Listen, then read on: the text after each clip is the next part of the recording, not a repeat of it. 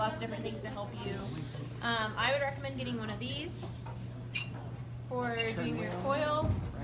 So that way, this is one that I started yesterday doing demonstrations.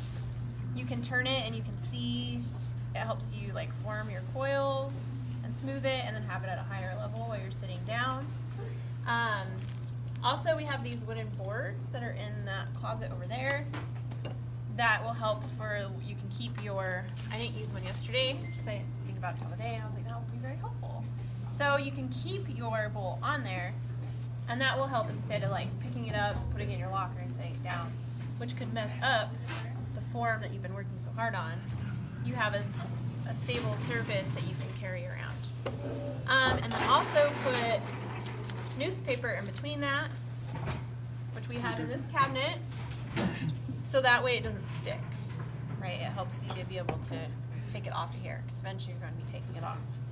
So I'm going to demo rolling coils and how to get started with the base of your coil pot for your Mimbres bowl. So first thing you're going to do, of course, is get clay. You're going to want to get a nice big piece, so that way, because the bowl's going to be popcorn size. Remember we were talking about the size last time? So you want to have plenty of clay to be able to roll out the base and also your coils.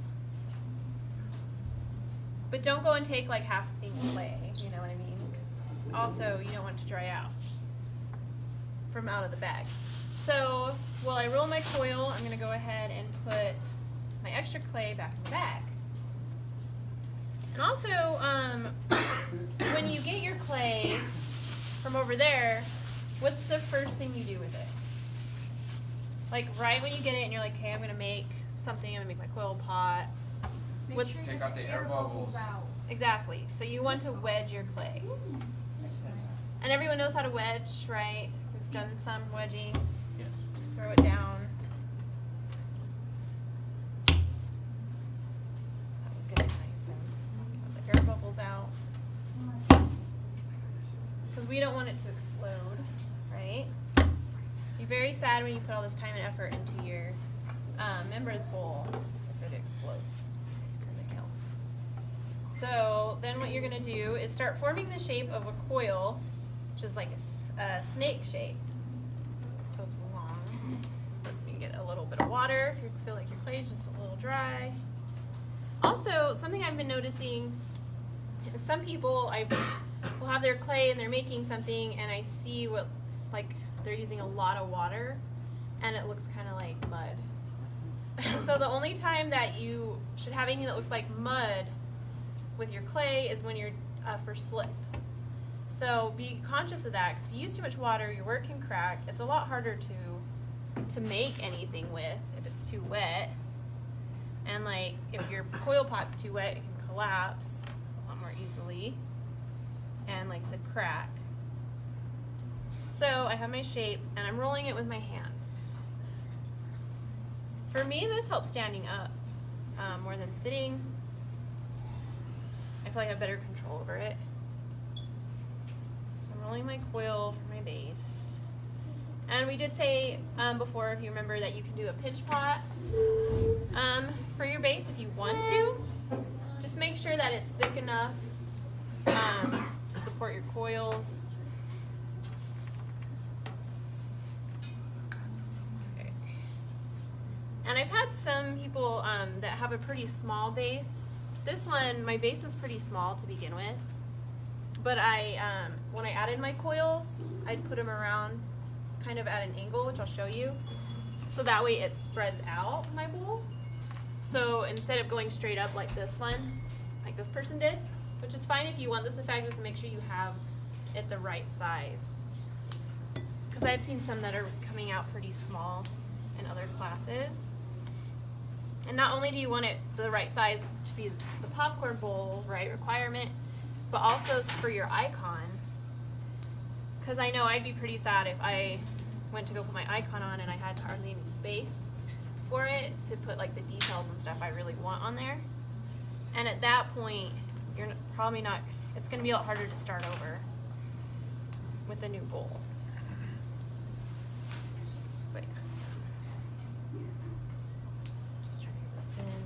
I did a really big one. So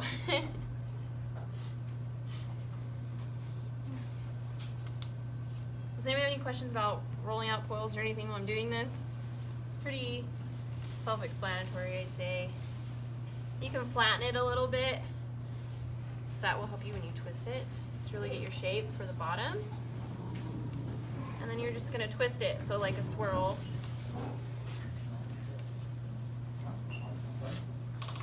And then you have your base started. And then you can shape it, right? To get a little bit more of your shape.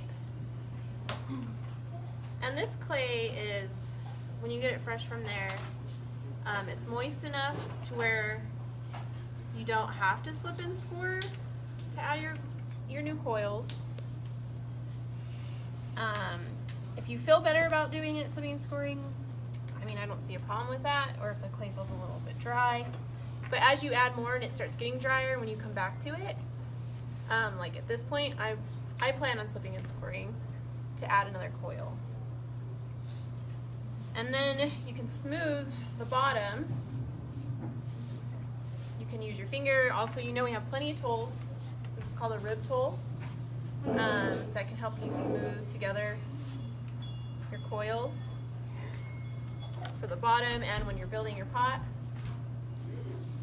And for the sake of the demonstration, because I'm gonna reuse this clay.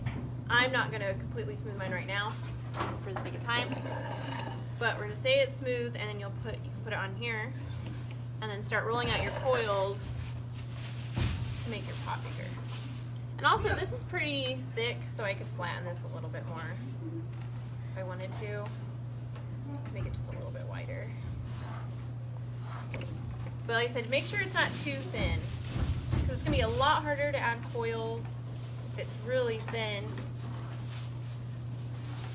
And also, if you have pretty thick coils, that gives you more clay to work with while you're blending together the coils. So I'm just gonna make one more coil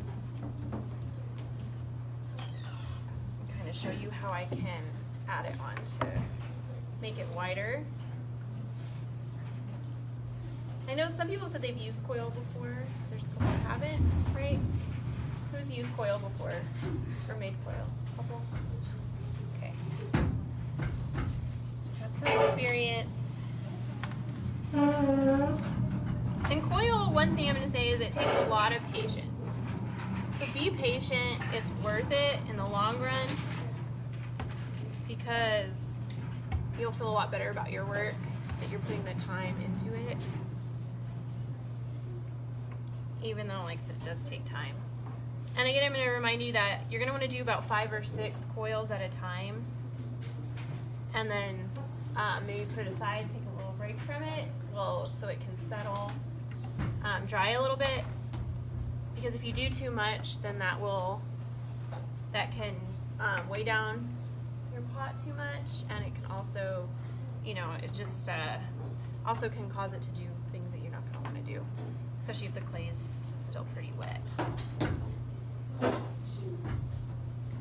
This coil is giving me kind of a hard time.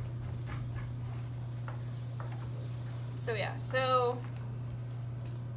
like I said, you don't have to slip and score to add this on. You just add it to your pot. And then you just measure as you go. So this isn't quite big enough. That means I need to roll it out more. And you can just kind of push down a little on the spots that are thicker, and then just roll them down.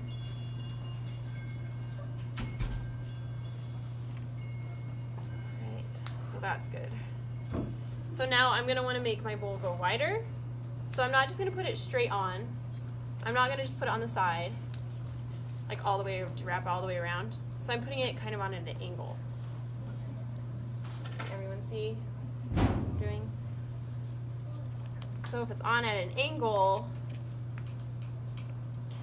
then I can add more coils and then keep adding my coil, my clay, to keep getting that angle that I want.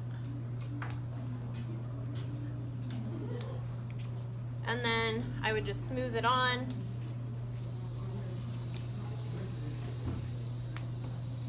And you can always do like maybe 2 or 3 coils and then smooth it all together, like more on the outside. So that way you have more clay to work with to get your shape. I think I did like 2 coils at a time or so, and then would smooth it. Because I've seen some people, they'll smooth the 1 coil on and they get frustrated because they don't like the shape. And I'm like, well, you've only done 1 coil. Put more clay on there, and eventually you'll start seeing that bowl forming. And you don't want the bottom to be too wet, because if it's too wet in here, then it's more likely to crack. So don't spray a whole bunch of, there's no need to spray a bunch of water on here. Like, I would work on getting it smooth, and then you can put a little bit of water if it feels a little dry. You still need to smooth it, but just be conscious of that. And you want to smooth your coils really, really good together, or you might, I think that's when you get more of these cracks too, if they're not smoothed together well. So, like, I smoothed these ones on here together pretty well. I'm still working on it, but you don't see any of the coil on the bottom anymore. And when you store this, you don't want to be soaking wet, because that can mess up the shape of your bowl. But definitely I would say do like I did here and put a wet paper towel around the edges, because the edges, the part you're going to be adding more coil, you need to keep moist so that you can work with it. And then I just put like a damp towel just kind of draped across just to keep some moisture in, and then wrapped it in bags, because you need it to be completely sealed. Because some people had started theirs last week and then they brought it out and it was pretty dry, and it's going to be a lot harder to work with if it's dry. So, let's see, any questions? Comments? Anything? Feel ready to get started? Okay. Awesome. We'll get started. Have fun.